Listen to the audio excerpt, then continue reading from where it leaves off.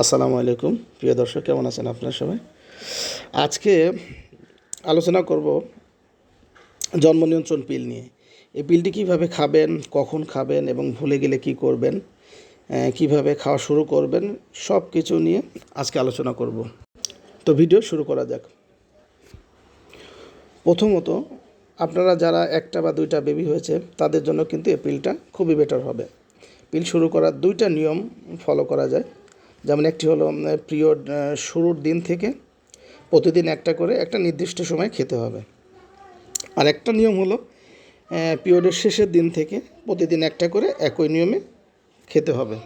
এখন প্রশ্ন হলো, ধরুন একটা পিল খেতে ভুলে গেছেন, ধরেন শনিবারে একটা পিল খেতে ভুলে গেছেন, তাহলে কি করণীয়?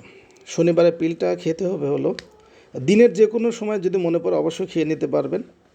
তা না হলে শনিবারে পিলটা শনিবার আর রবিবারে দুইটা পিল একসাথে খেতে হবে। এখন যদি শনিবারেরটাও ভুলে গেছেন, রবিবারেরটাও ভুলে গেছেন, তাহলে করণীয় কী? তাহলে অবশ্যই শনিবার রবিবারের পিলটা সোমবারের দিন খেতে হবে, আর রবিবারের আর সোমবারের পিলটা মঙ্গলবারে খেয়ে এভাবে প্রতিদিনেরটা ডিউটা তুলে দিতে হবে। তবে অবশ্যই খেয়াল রাখবেন যেন একটা পিল যেন বাদ না পড়ে। আচ্ছা, এখন আসেন সাইড ইফেক্ট। আসলে এভরি মেডিসিন ইজ প্রয়োজন, প্রত্যেকটা মেডিসিনেরই কিছু না কিছু সাইড ইফেক্ট আছে, এটারও আছে।